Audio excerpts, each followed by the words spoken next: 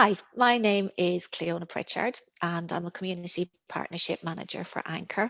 My background is that I came into care a number of years ago as a customer relations manager, and a lot of questions that I get asked on or got asked on a daily basis were about finances and about people moving into care.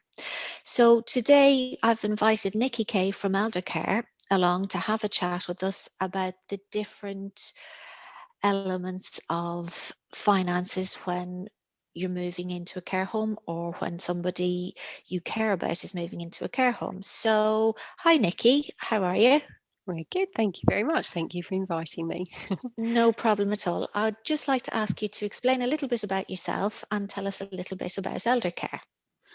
So, I'm a solo accredited advisor, as are all my team, and Eldercare is my business. It was set up many years ago as a result of us as a family going through what people watching this no doubt are going through, and my grandparents moving into care, and us getting absolutely no advice.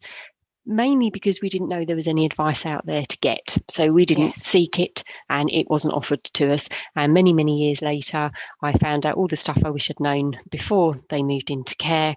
And really that's why the business was set up, to try and make sure other people in our situation were much better informed. I'm a real believer that knowledge is power when it comes to this particular topic. So it's just about making sure we get that information out to the families that need it. I think today we're going to break down a number of topics into short bite sizes so that they are easily understood. We're going to share everything onto our website. And if you want further information, if anybody wants further information, there are going to be all the necessary links for you to for everybody to find out this information. Okay, so firstly, Nicky, we're going to be discussing the family home and when mum or dad is going to move into a care home. So there are a number of issues that happen and a number of things that we need to look at. So say, for example, if you're moving your mum or dad into a care home, does the house have to be sold?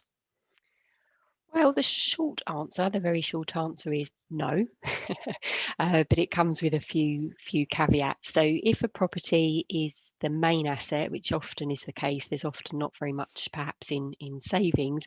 If the property is being left empty and the other money is under the capital threshold, then the local authority can actually offer support for the first 12 weeks of a permanent move into care.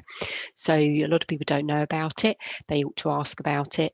The local authority will only have a set amount that they'll pay, but it's a help, it's a Yeah. contribution. The individual will still have to pay their pension towards it, but that money doesn't have to be repaid. And really, the whole point of this 12-week disregard, as they call it, is to give people time to think about what they want to do and what the longer term options might be.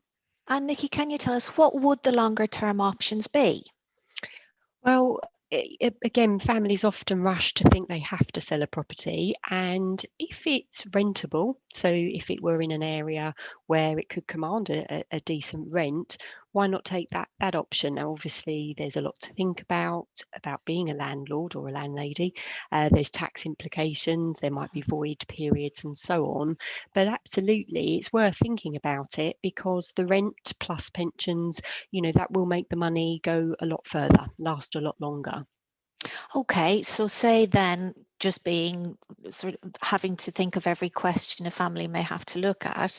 So if the rental is not enough to cover the costs, then what are there any other options that we can look at, or what would you suggest? It's quite often actually that even with a decent rent, that plus the pensions might still not be enough to fully cover the fees. So the local authorities offer something called a deferred loan.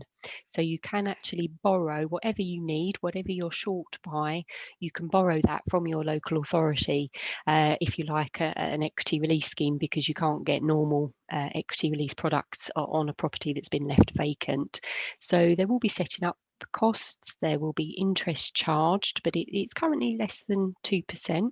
Obviously, that's reviewed, but it's certainly worth considering because it does mean that mum or dad's property might not have to be sold in their lifetime. So it will have to be sold at some stage to pay back what's been borrowed, but not during the individual's lifetime. So that can actually make quite a difference to people's plans, really.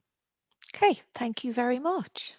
Oh, you're welcome. As I say, Cliona, it's a really complex area. So I've whistled through a generic overview. I would say to people, if they want specific advice, give us a call. We've got Solar accredited advisors, a free phone telephone number, 0800 082 1155, and people can visit our website for much more specific information. So hope that's helpful.